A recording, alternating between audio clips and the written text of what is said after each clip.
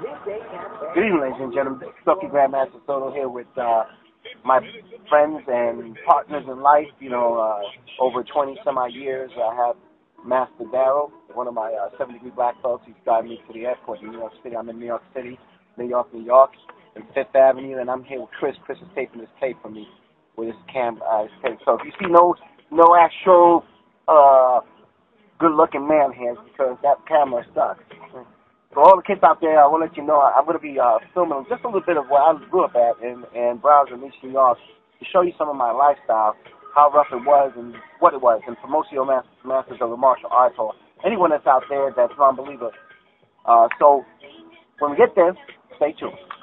So keep Dr. Grandmaster Soto. I'm in the neighborhood where I grew up. This is Brownsville, New York, where Mike Tyson is from, and where I'm from. Originally, I'm here today because, I wanted to show, every time in my videos, they don't understand exactly. You should think from the Eastern York and North Street private. And then, New York, where I grew up at, this is where my stomping ground. So this is the treat. You see Grandmaster Soto, hardcore, minister of Grandmaster. That's right. My stomping ground is where I used to kick ass.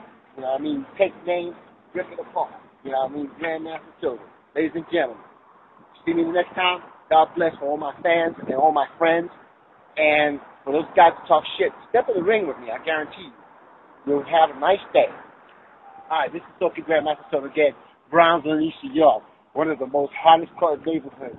I'm here with my student, Darryl, Master Darryl, 70-degree black belt, been with me for many amount of years. Brownsville, East New York, all the stuff here is with Mustafa Muhammad, the boxing world champion, Mike Tyson, Eddie Mustafa, you name it. Most of the greatest guys came in here. Lloyd Free, my friend. We went to school together, Village C and Canarsie High School. I went to school right there. That's PS 150. All this area surrounding is still to this day. If you look up in the net, you look up Wikipedia, you look up any of these research, and you can see the income here is bracket is about you figure about $6,000 probably a year. Low income. I'm not ashamed to say this. I was one of those kids, but I rose up to the occasion. And the reason why I'm putting this tape is for all the youngsters out there. Look at what you can do with your life. Okay, go to school, educate yourself, stay away from drugs, be positive. Martial arts is good for those people, but also study and read and write. Thank you. You have a good day. Good evening, ladies and gentlemen. Again, this is Grandmaster Soto here in Brownsville, New York. This is Howell Street. Goodfellas. And you remember that movie, Goodfellas? This was the mafia, and many years ago, of course, controlled. Al Capone was back in that direction in Brownsville, New York. This is where actually all the stuff took place. And in reference to killings, murders, rapes, you name it, this is where it's taken. When I was growing up here, I was a little guy growing up here in 50s or 60s. It was not a joke, okay? You name it. One time, behind here, this is like a dumpster, they buried a guy, they chopped him up and put him in concrete. And this is something you can research yourself. Again, all this stuff is history here in the making. Like I said, they have some great people that come out of these areas, even though it's Brownsville, a rural area, ghetto, low income. There's a lot of stuff. They have a lot of good people here, very good African Americans, Hispanics, and for the most part, they struggle to get out of here. Not everybody was a bad guy here. If I would say that, then I wouldn't be talking to you today here, would I? I'd be in jail. But I was grateful to the man upstairs that I was not in prison or something like that. I put myself together into the martial arts with a lot of the grandmasters that came back from the Nagasaki, Hiroshima war and all that stuff, came back and taught. Some of the friends that came back in those days, the Korean War and all that other stuff, they came back and taught martial arts. With this, I say I love you, man. Stay clear of your minds and focus attention for your guys that like to, get out there and venture yourself, push yourself to the limits, take it to the different horizon. God, it's all for the soldiers and all my friends out there. Hi, this is Grandmaster again. Wow, it's all the highs here, right? Check that out. You're in my world. You're this world. And I'm not trying to get what? I'll be dead after you figure that one out. However, it's just a joke. Anyway, this is talk with all the gang members would come and beat each other down. And anybody that was here would get hurt. This is why I used to do my stretching. If you could turn around, fit the shoulders. We used to come there, and I used to practice there. Because they had a lot of digital equipment like today, you know, all these gym stuff, you know, all the equipment that you see at gyms. This was my gym. The hood, the ghetto. Then we see this little thing, this pole was not there. That was we knew there. So we used to sit there and we used to fight. I mean, full contact, bare knuckle. No resistance, no nothing. If you stood up, you were allowed to stay in the park. If you didn't stay up, you were somebody's, I'm gonna say, BB King. I call it like that. You know what I mean?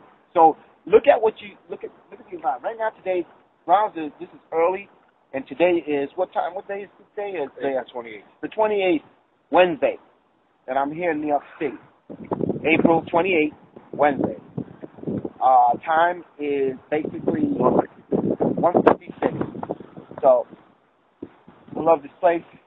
But then many times I used to hate it because when I was growing up as a young kid, you had a lot of gangs.